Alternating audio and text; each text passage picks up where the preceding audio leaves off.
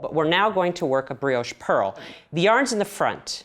I'm going to slip the yarn, as always, but now I'm going to carry the yarn over and back to the front so that I can brioche purl. I can burp that stitch. Yarn's in the front, slip one, carry the yarn over and back to the front, brioche purl. It's very simple. Slip one, carry the yarn over to the front, BRP. Slip one, carry the yarn over to the front, BRP. You continue that motion, you continue that sequence of slipping one, carrying the yarn over back to the front, brioche purl.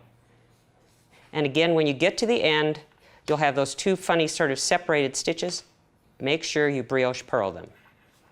Okay, turn the work and repeat that over and over and over.